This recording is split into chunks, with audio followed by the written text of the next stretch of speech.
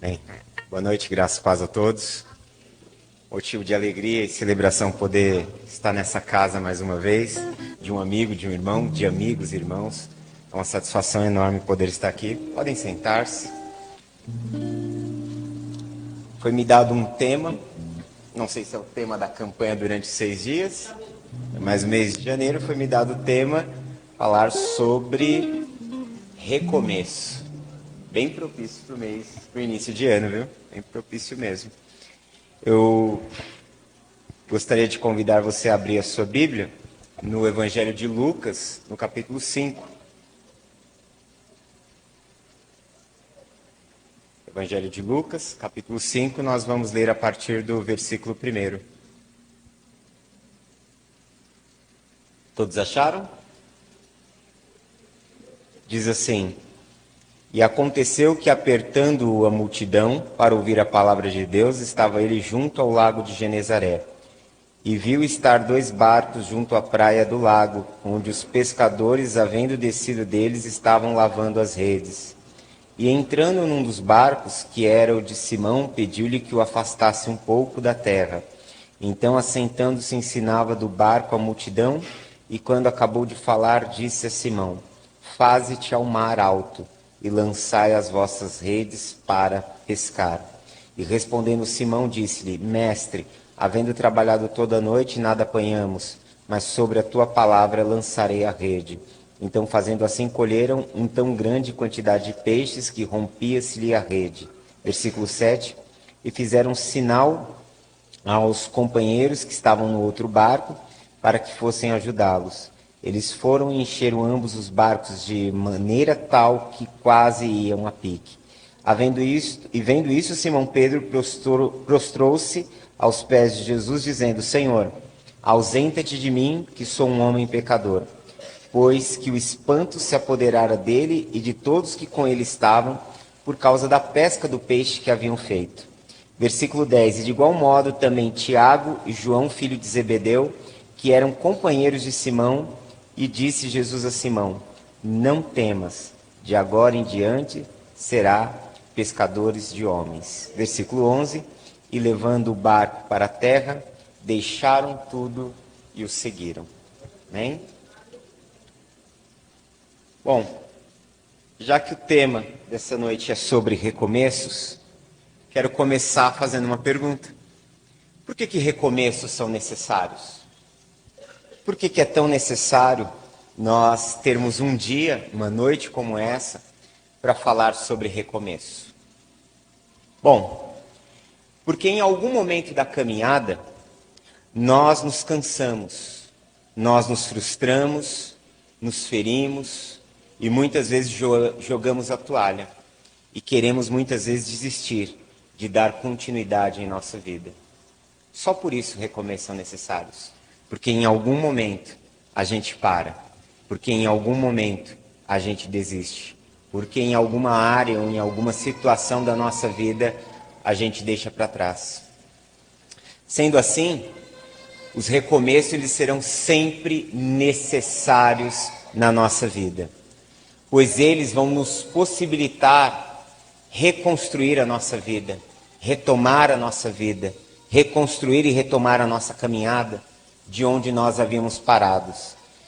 Isso vai também nos abrir a possibilidade de fazermos diferente do que aconteceu antes. Porque quando nós desistimos, muitas vezes as desistências estão atreladas a fracassos, ou estão atreladas a alguma situação que nos impossibilitou dar continuidade. E quando nós recomeçamos, nós temos a possibilidade de fazer diferente. Abre-se uma nova chance nas nossas vidas. Na verdade, a possibilidade de recomeçar é uma das grandes manifestações da graça de Deus sobre as nossas vidas. No livro de Lamentações, no capítulo 3, versículo 22 e 23, está escrito o seguinte: As misericórdias do Senhor são a causa de não sermos consumidos, porque as suas misericórdias não têm fim. Elas se tornam novas ou se renovam a cada manhã. grande é a sua fidelidade. Ou seja, é por causa da misericórdia e da graça de Deus que nós temos a possibilidade, a oportunidade de a cada dia vivermos um recomeço. Você acordou hoje, você levantou da cama, você saiu para encarar a vida, você abriu seus olhos, Deus te deu a oportunidade de um recomeço. Porém, recomeçar não é algo fácil, é um desafio constante, diário, onde muitas vezes somos tomados por incertezas, por medos. Nós olhamos muitas vezes para os nossos traumas, os traumas que a vida promove na nossa história e na nossa caminhada, acaba muitas vezes, como foi dito aqui, nos paralisando. E tantas outras situações que vão se levantando na vida, que muitas vezes nos impedem de darmos o passo necessário rumo a essa nova possibilidade que se abre diante dos nossos olhos. A história que nós acabamos de ler, ela nos ensina algumas verdades sobre recomeços. E aí nos vem a pergunta: o que nós podemos aprender com esse texto acerca da difícil tarefa de recomeçar? Veja bem, eu estou chamando o recomeço de uma difícil tarefa. Recomeçar não é fácil. Recomeçar demanda esforço. Recomeçar demanda algumas coisas que nós vamos aprender aqui. Mas os recomeços são sempre necessários. Em primeiro lugar, por que nós aprendemos com esse texto? Em primeiro, que recomeçar, os recomeços são necessários todas as vezes que nós nos deparamos com o fracasso. Quando nós lemos esse texto, essa história sobre o fracasso desses pescadores, aliás, não está tão aparente. Jesus, ele está pregando e ele precisa de mais espaço. Jesus, ele precisa fazer com que haja uma sonoridade melhor no que ele está falando. Ele precisa de uma acústica melhor, de uma ressonância melhor. Então ele pega os barcos, ele pega 2 barcos emprestados, ele sai da margem e nesses barcos ele começa a pregar. Primeiro porque a multidão era enorme, então ele precisava de uma acústica muito maior. E logo em seguida, o verso 4 diz que ele termina de pregar e ele convida, ele fala para Pedro e seus irmãos, Pedro, seu irmão e os outros que estavam ali com ele, voltarem para o mar e irem pescar. E ao verso 5, o Pedro lhe responde, o texto diz: e respondendo Simão disse-lhe: mestre, havendo trabalhado toda a noite, nada apanhamos. E aí, Lucas, ele faz essa síntese, ele resume toda a frustração, toda a dor, toda a decepção de Pedro nessa única frase: tendo trabalhado toda a noite, nada apanhamos. Nós podemos perceber nesse texto que há algo um pouco mais profundo nessa fala. E nós temos 2 métodos. Ou você vai usar a sua imaginação, ou você vai usar um recurso que é chamado de exegese, que faz com que a gente entenda o que essa palavra dizia no seu sentido original. Mas você não precisa ser um expert para pensar em alguém que trabalhou uma noite inteira, que se lançou ao mar, que se esforçou, que deu o melhor de si e não teve o resultado esperado.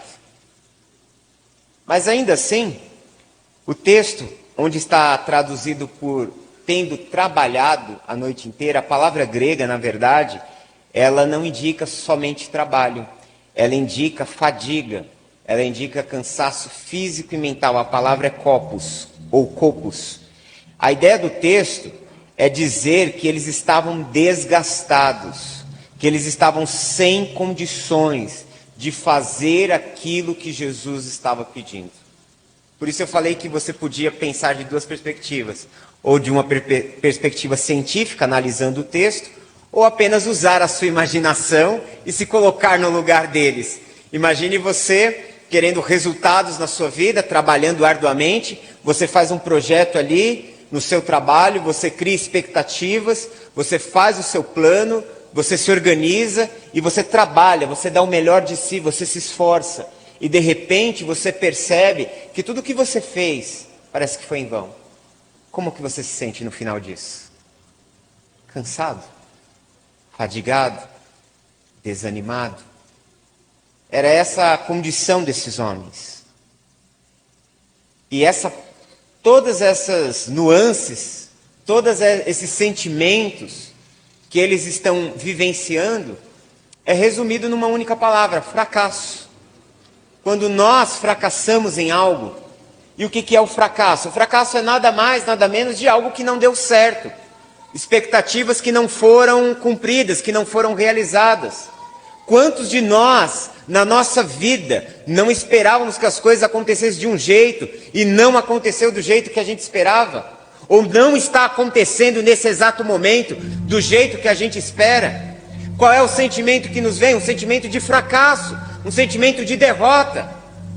E quando o fracasso ou a derrota começa a invadir a nossa vida, nós somos tomados por alguns sentimentos que acabam se tornando destrutivos em nossa vida, que acabam nos consumindo, que acabam fazendo com que a gente comece a perder a perspectiva do futuro. Um dos primeiros sentimentos que invadem pessoas que estão lidando com a derrota é o sentimento de cansaço. Porque trabalhou arduamente, deu o melhor de si, empenhou as suas forças, as suas energias, colocou o melhor de si e de repente viu que nada daquilo em que ele se desgastou, que ele fez, deu certo. Isso em qualquer área da vida, pode ser no casamento, pode ser na criação dos filhos, pode ser no trabalho, pode ser na relação familiar, na relação entre amigos, na igreja, no ministério. As derrotas fazem com que a gente se sinta cansado. E esse cansaço que se instala em nossa alma se torna um gigante que nos impede de nos levantarmos para lutarmos novamente. O cansaço ele começa a nos invadir. Ele começa a nos levar a pensar que nós não temos mais condições, que nós não temos o gás mais necessário para seguir em frente, que a gente deu tudo o que tinha de dar e agora já era, não há mais como continuar. O segundo sentimento que se instala é o sentimento de frustração. A frustração é aquela apatia, é aquele sentimento de dor. Sabe, que você olha e você não acredita que aquilo está acontecendo com você. Você já viveu alguma situação que você olhou e falou: não, eu não estou acreditando que isso está acontecendo. Não comigo, não desse jeito. Em algum momento da vida, nós passamos por situações em que nós olhamos e nós falamos: não, eu não acredito que isso esteja acontecendo. Isso é frustração. E aí junto com essa fala, junto com esse olhar, vem uma dor na alma, uma dor que a gente não consegue nem explicar. Mas essa dor, ela começa a ganhar forma, ela começa a ganhar espaço na nossa vida. E essas dores, elas vão fazendo com que a gente fique encolhido. Você já teve dor? Todo mundo aqui tem dor, já teve, terá. Quando a gente tem dor, qual é a nossa tendência física? É a gente se encolher. Algumas vezes eu tenho, em algumas épocas onde eu passo por muita tensão, eu sinto muita dor de estômago. E normalmente quando elas me atacam, elas são muito agressivas, eu me encolho assim. Eu posso estar fazendo o que for, na hora eu me encolho assim, porque é uma dor muito intensa. As dores fazem com que a gente se encolha, se retraia. E à medida que a gente vai se retraindo, a gente vai deixando de continuar, a gente vai esmorecendo, a gente vai morrendo. Um terceiro sentimento que vem sobre aqueles que estão diante do fracasso, da derrota, é o sentimento de desânimo.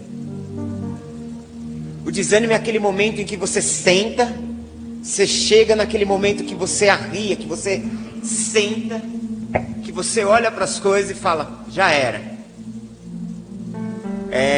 Quando a gente jogava futebol, eu disputava muitos campeonatos, eu odiava perder, mas quando eu perdia, eu saía tão frustrado que eu sentava no banco, eu abaixava a cabeça e custava para eu levantar. Eu custava porque eu não aceitava que aquilo tinha acontecido. Eu não aceitava que aquela coisa estava se passando comigo. E era apenas um adolescente, nem sonhava o que a vida tinha ainda pela frente. Mas é isso, a gente desanima, a gente se rende, E aí quando você se rende, vem um quarto sentimento, que é o sentimento de incredulidade. Você começa a não acreditar em mais nada. Você para, você larga a mão, você joga a toalha. E qualquer pessoa que te fale sobre algo parecido, você começa a não querer ouvir. Você começa a ficar incomodado. Quando você começa a lembrar dessas situações, você não aceita, sabe? Se torna algo que você reage até de uma forma agressiva. E quando você vê alguém realizando aquilo que você poderia ter realizado, ainda vem um sentimento muitas vezes de inveja em algumas pessoas. Outras já estão tão abatidas que elas não querem saber de mais nada, sabe? Deixa a vida me levar. E dentro dessa fala de Pedro, nós trabalhamos a noite toda e nós não pescamos absolutamente nada. Nada. Está implícito todos esses sentimentos. O sentimento de desânimo, o sentimento de frustração, o sentimento até mesmo de incredulidade e o cansaço que estava estampado em seu rosto. E quando nós deixamos que esses sentimentos ganhem espaço em nossa vida, a nossa vida começa a ser marcada por constantes momentos de derrotas. Constantes momentos de derrotas. Só que a vida ela está passando e passando rápido diante dos nossos olhos. Nós não somos tão jovens mais quanto nós éramos antes.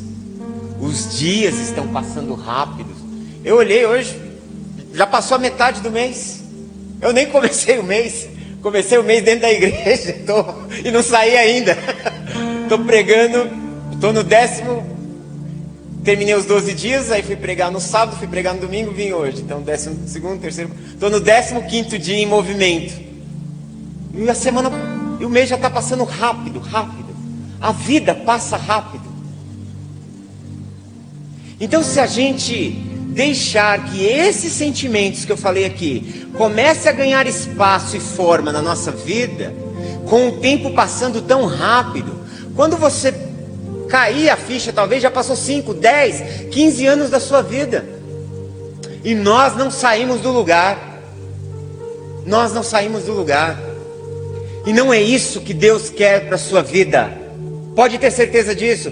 Não é esta a vontade de Deus para a sua vida. Não era esta a vontade de Deus para a vida de Pedro. Olha o que Jesus diz para ele. Jesus sabe. Jesus consegue enxergar toda essa dimensão de dor, toda essa dimensão de apatia no rosto de Pedro. Mas Jesus chega para ele e diz: volte para o mar. Volte e lance as redes para a pesca. Jesus o convida a voltar, a olhar novamente para as situações que lhe frustraram, que lhe machucaram. E ele fala: não deixe que isso se torne um fantasma na sua vida. Não deixe que isso se torne uma muralha intransponível. Não deixe que isso se torne um gigante em sua vida. Encare os seus medos. Encare os seus medos de frente. Ele quer te dar a condição necessária. Deus te dará a condição necessária para que você encare os seus medos. Em segundo lugar, a segunda lição que nós aprendemos sobre recomeços nesse texto é que recomeços só acontecem quando nós nos dispomos a tomar uma iniciativa, mesmo diante de sentimentos e condições desfavoráveis. É preciso tomar uma iniciativa. Hoje nós estamos na época da autoajuda, dos coaches, e a palavra-chave nesse contexto é a palavra motivação ou motivacional. E eu brinco com os meninos na igreja que eu falo que eu tenho que, além de ser pastor, eu tenho que ser coach deles. Eu não posso apenas pastoreá-los, eu ainda tenho que viver ainda motivando eles todos os dias. Mas eles sabem que eu falo isso meio que irônico, porque na verdade não dá para se viver motivado todos os dias. Motivação, na verdade, motivação é uma coisa que você perde bem rápido mesmo. Você sabe o que faz com que a gente chegue ao objetivo? Você sabe o que faz com que a gente acerte o alvo? Não é motivação, é disciplina. Não é motivação, é propósito. Quando nós temos um propósito e quando nós trabalhamos disciplinadamente, nós saímos de um lugar em direção a outro. A motivação, ela acaba muito rápido. Qualquer coisa que você queira fazer na sua vida, baseado em motivações, você irá desistir. Irá desistir mais cedo ou mais tarde. Comece uma faculdade e daqui a pouco, lá pelo 3º, 4º semestre, você já está querendo chutar o balde. Mas por que alguém se forma? Não é mais pela questão da motivação, é pela questão do propósito. Ela precisa entender que algumas coisas na vida precisam se tornar hábitos. O poder do hábito pode ser um poder transformador em nossa vida. O hábito, ele pode nos colocar em prisões quase que infindáveis em nossa vida, mas o hábito pode também nos levar a conquistas e realizações que a gente não imagina. E para que a gente consiga vencer, para que a gente consiga recomeçar, nós temos que tomar uma decisão na vida. Não ficar olhando para os seus sentimentos, não ficar olhando para as condições.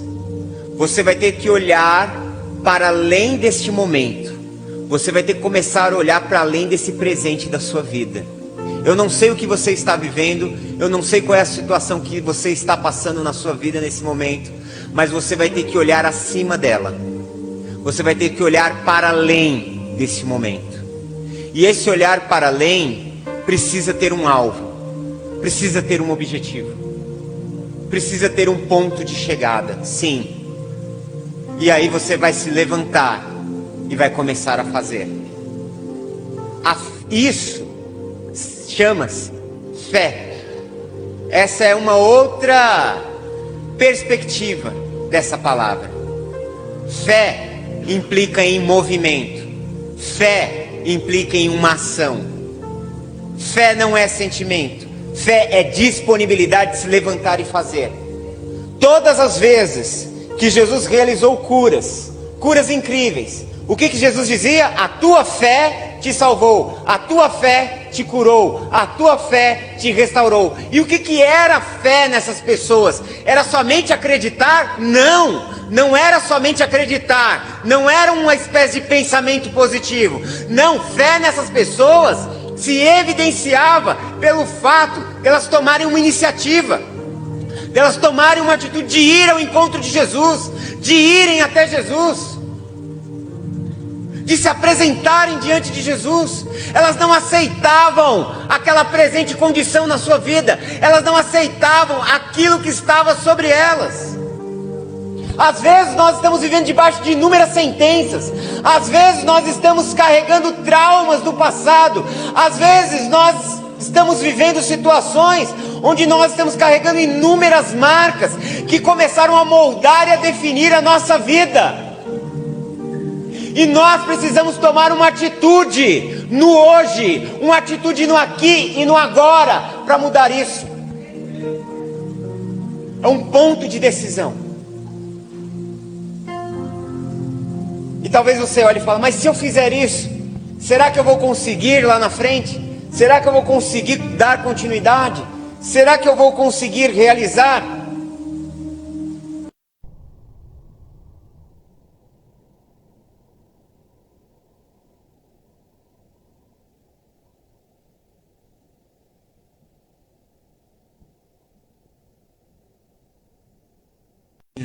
Você irá conseguir à medida que você caminha. Jesus nos convida a segui-lo. E seguir a Jesus é trilhar um caminho. Nós trilhamos o caminho naquele que é o caminho. Ele não só nos mostra o caminho, ele é o próprio caminho pelo qual nós devemos trilhar. E à medida que trilhamos esse caminho, nós vamos nos tornando vitoriosos. É fácil? De forma alguma. Se fosse fácil, todas as pessoas recomeçariam. Todas as pessoas mudariam de vida. É exatamente porque é um desafio. A maioria não faz, infelizmente. Mas o escritor aos Hebreus, ele diz que nós não somos daqueles que retrocedem para a perdição, mas nós somos aqueles que caminhamos em direção à promessa. Você não é aquele que retrocede. A palavra diz que você é daquele que avança em direção à promessa. Então, caminhe.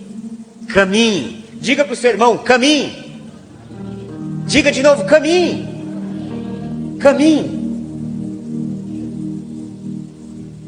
É no caminho e é no caminhar que as coisas elas vão sendo construídas. É no caminhar que as coisas vão acontecendo. É no caminhar onde Deus ele vai realizando a obra dele em nossas vidas. É no caminhar que Deus vai realizando a obra dele através das nossas vidas. É no caminhar que a graça de Deus se manifesta, fortalecendo os nossos braços, fortalecendo as nossas pernas, nos capacitando a ir além. Você precisa continuar caminhando. Você não pode mais ficar parado nesta situação, neste momento da sua vida. Rompa com tudo que precisa ser rompido e caminhe para o novo de Deus sobre a sua vida.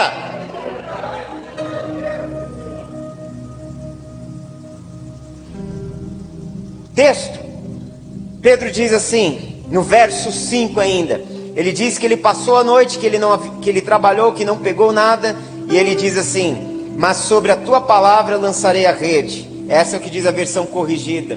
Eu gosto de uma outra versão que diz assim, mas por causa da tua ordem. Na verdade não diz ordem, a ordem é uma tradução minha mesmo, uma tradução livre. Na verdade a tradução diz, mas por causa da tua palavra lançarei a rede. É que eu troquei palavra por ordem. Sabe por quê? Porque palavra aqui não são meras palavras. Aqui Lucas usa uma palavra, rema. E rema quer dizer ordem, um comando, uma direção. Quando Pedro olha para Jesus, no verso 5, ele diz assim, respondendo Simão disse-lhe, mestre. O mestre aqui, que ele se refere, ele não está dizendo mestre no sentido de professor. Ele não está usando aqui o sentido de professor. Mestre aqui dá a entender como chefe. A palavra grega quer dizer chefe, quer dizer líder. Ele era o líder dos pescadores, mas ele passou uma manhã inteira ouvindo Jesus, mesmo diante de toda aquela frustração que ele estava vivendo.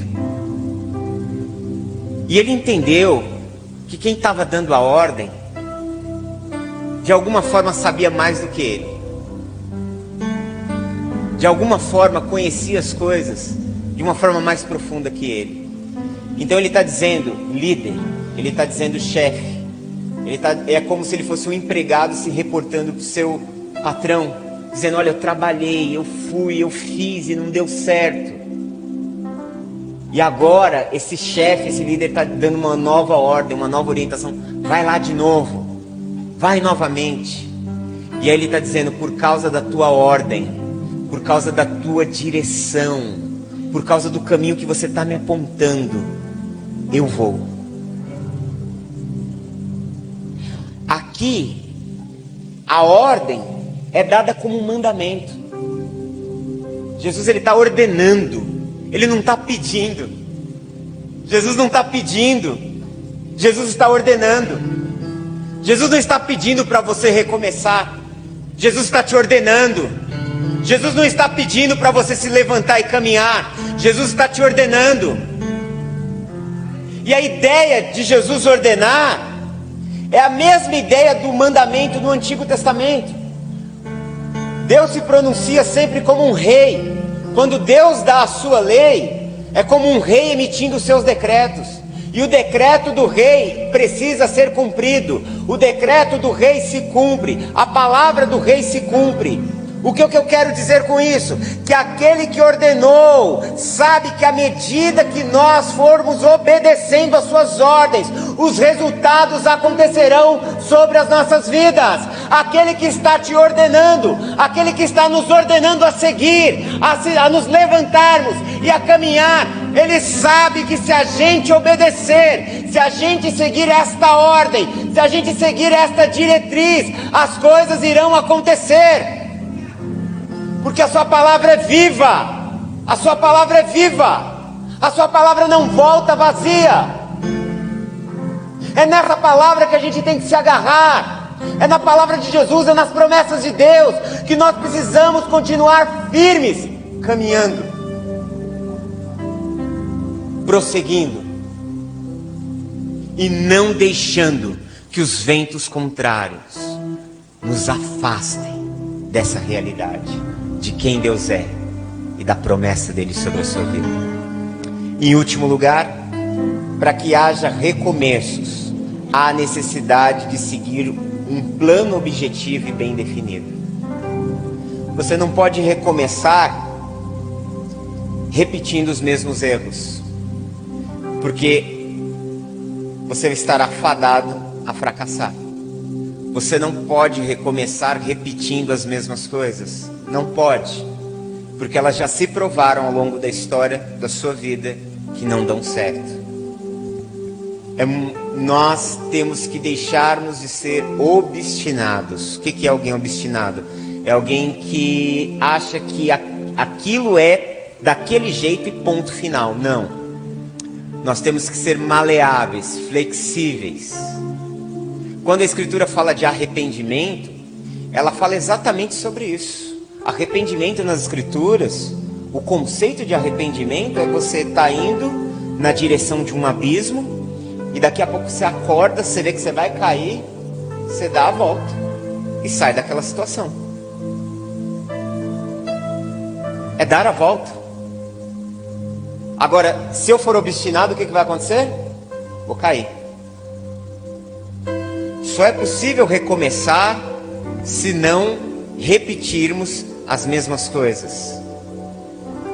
No recomeço é necessário nós fazermos um novo planejamento, olharmos aonde nós erramos, olhar aonde falhamos, olhar porque aquilo não deu certo. A fé bíblica, a religião bíblica, a fé bíblica é uma fé reflexiva, ela é uma fé que leva a gente a se autoanalisar todos os dias. Aí quando eu olho por que não deu certo, eu entendo que eu não posso mais fazer aquilo. Sabe quando você estava lá na escola fazendo um cálculo, resolvendo um problema matemático, e sempre dava errado, até uma hora que você olhou, voltou, assimilou a fórmula, entendeu a lógica do cálculo, e aí acertou o cálculo. O que você fez? Você teve que reavaliar, rever, repensar. É isso que a gente tem que fazer na nossa vida. E aí existem a necessidade de recebermos direcionamentos. de termos direcionamentos claros e precisos. Jesus deu 2 direções. No verso 4 ele disse, na minha Bíblia diz, e quando acabou de falar, disse a Simão, faze-te ao mar alto e lançai as vossas redes para pescar. A NVI diz assim, vá para onde as águas são mais profundas. Jesus falou algo diferente aqui. Jesus falou, olha, vai para onde as águas são mais profundas. Vai para onde ninguém vai. Vai para onde ninguém quer ir. Começa a olhar aonde os outros têm medo de chegar. Aonde os outros têm medo. Sabe onde ninguém quer ir por medo, por achar que não vai conseguir? Vai para lá. Quando eu li isso, eu lembrei, há muitos anos atrás, já faz uns uns 30 anos, há 3 décadas atrás, eu lembro que eu estava assistindo uma reportagem, eu era criança ainda, um cara que foi para os Estados Unidos, ele era um engenheiro aqui no Brasil, o plano Collor acabou com ele estava passando uma situação deplorável, ele foi para os Estados Unidos. E assim, o diploma dele não servia lá. E ele teve que reaprender como ele iria ganhar a vida. E para um brasileiro, naquela época, nos anos 90, nos Estados Unidos, era muito mais difícil do que hoje. E o que ele começou a perceber? Que nada dava certo. E aí ele percebeu uma coisa, que o americano, ele poluía muito. Poluía e ainda polui, né? Abrindo parênteses, polui e ainda polui. E ele via que havia grandes quantidades de lixos. Então ele resolveu fazer o quê? Ele deixou o seu conhecimento, tudo que ele aprendeu aqui no Brasil, seu diploma, até mesmo, talvez, o seu orgulho de lado, e ele resolveu catar lixo. E como todo mundo precisava de alguém que catasse esse lixo, logo ele tinha o quê? Ele tinha trabalho todos os dias. E isso começou a gerar para ele uma fonte de renda muito grande. Em poucos anos, ele se estabeleceu nos Estados Unidos, acho que foi num prazo de 5 anos, ele abriu uma empresa que reciclava lixo. Ele se tornou um homem que estabeleceu e criou um patrimônio numa terra estrangeira, numa terra desfavorável, num lugar onde as pessoas não lhe dão oportunidades. Mas ele olhou para algo que ninguém queria fazer, que ninguém tinha coragem de fazer, e ele resolveu fazer. E no que ele resolveu fazer, ele foi abençoado. Às vezes eu vejo as pessoas, até mesmo dentro da igreja, querendo sempre fazerem as mesmas coisas. Elas esquecem que as Escrituras, o Novo Testamento diz que a igreja, ela carrega a multiforme sabedoria de Deus. Sabe o que isso significa? Que a sabedoria de Deus se manifesta de inúmeras formas. Sendo assim, sempre existem coisas para se fazer no reino de Deus. E às vezes a gente fica focando em coisas que tem um monte de gente fazendo. Eu não comecei meu ministério pregando de um púlpito. Muito pelo contrário. Nunca nem fui chegado no púlpito. Eu comecei, quando eu me converti, eu tinha problema com drogas. E a primeira coisa que eu fiz, logo nas primeiras semanas após ter me convertido, eu fui nas favelas onde eu comprava drogas, onde eu vivia com os traficantes, e fui evangelizá-los. E a partir dali, eu comecei um ministério de rua. Eu vivia pregando o evangelho na rua para as pessoas. Eu vivia na região ali que eu cresci, da Santa Cecília, naquele meio ali da Cracolândia, todos os dias pregando o evangelho, socorrendo pessoas, lidando com viciados. E isso foi me proporcionando habilidades de abordar pessoas, de responder pessoas. Às vezes as pessoas acham que eu não me vejo assim. Alguns acham que eu tenho uma resposta brilhante, eu consigo me sair muito bem em debates. Mas eu sempre tive que lidar com pessoas não cristãs, eu sempre tive que lidar com pessoas que odeiam cristãos, que hostilizam cristãos, e eu sempre tive que responder com mansidão àqueles que pedem a razão da minha fé. Então eu fui para um lugar e para um caminho onde os outros não iam. E logo, Deus me abençoou, eu consegui dialogar com o maior número de pessoas, eu consegui entender a mente das pessoas com maior clareza, eu consegui comunicar o Evangelho com eficácia, a ponto de ver pessoas se convertendo, sendo salvas, crendo em Cristo. Às vezes a gente está muito preso em coisas, em tudo na vida.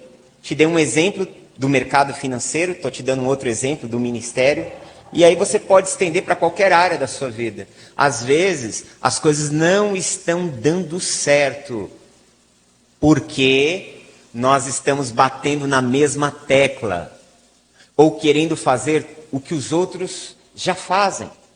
Jesus convidou eles para irem onde as águas eram mais profundas, onde ninguém queria ir. Você está disposto a ir onde ninguém quer ir? Você está disposto a fazer o que ninguém quer fazer?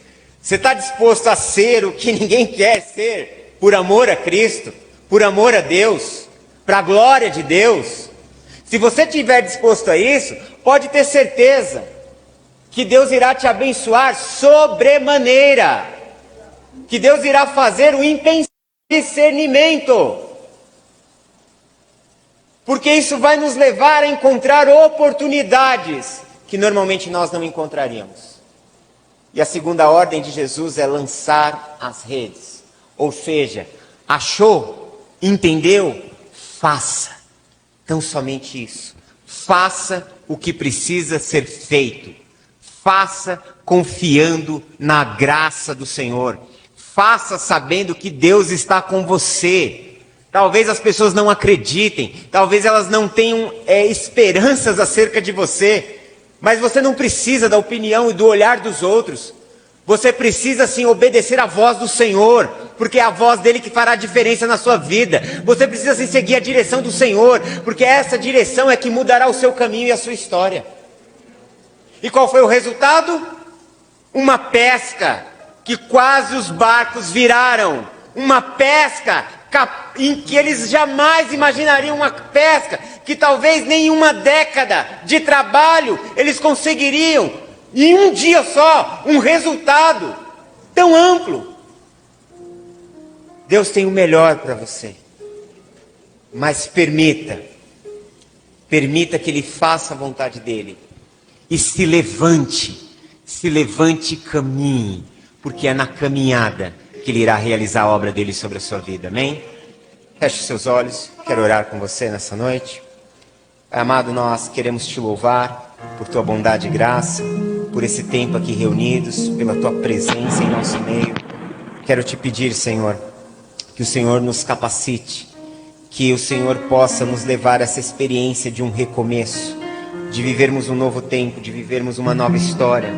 Senhor, que possamos vencer todas as frustrações, medos, angústias, incredulidades, decepções, cansaços. Que a Tua graça possa nos renovar, Senhor. Que a Tua presença possa colocar os Teus filhos em pé novamente. E que possamos tomar a decisão, ó Pai, de caminharmos sem olhar para trás, de caminharmos sem ficarmos agarrados ao passado, de caminharmos tendo, Senhor, a Tua promessa, a Tua palavra como alvo na nossa vida, Senhor. Senhor, que o Senhor nos ajude a entender a Tua direção, a seguir a Tua ordem.